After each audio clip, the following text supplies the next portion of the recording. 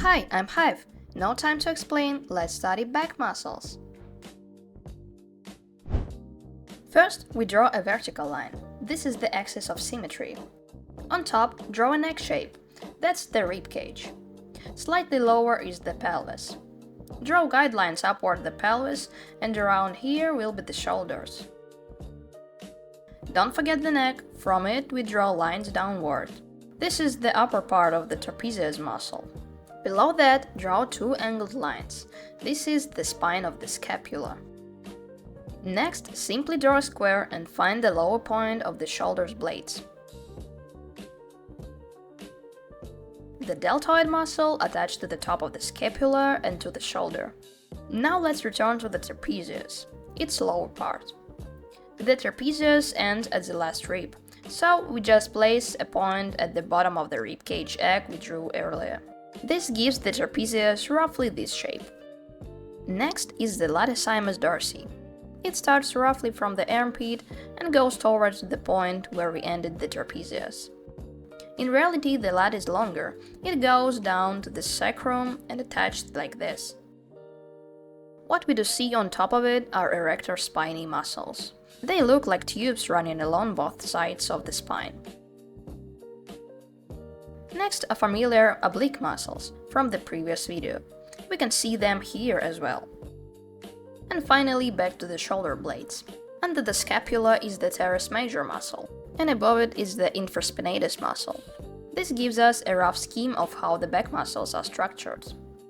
Now let's repeat everything, but a bit cleaner and with a better understanding of what we are doing. On the right, I will have my muscle reference so you can use it. So, X shape, pelvis, lines going up to the neck, scapular spine, deltoid right away, the square between the shoulder blades, and find the lower point of the scapula. From there, draw the trapezius down to the bottom of the rib cage, then the two scapular muscles, one under the blade and one on it.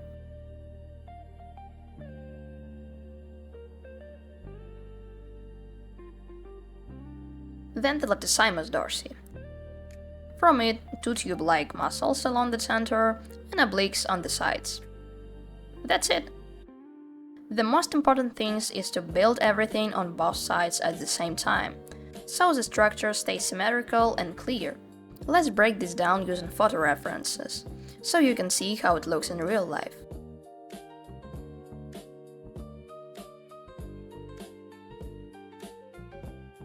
And then, let's draw. If the body is tilted to the side, the muscles on one side will stretch slightly, while on the other side, they will compress.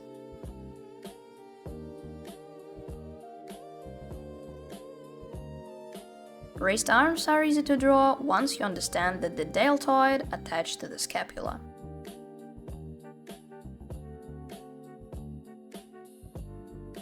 The trapezius can look more square if it's well developed.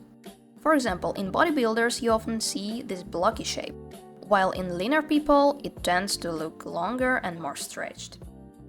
Try to draw from photos or from life as much as possible. The more practice you get, the better your results will be. Thanks for watching! You can subscribe so you don't miss the new tutorials. See ya!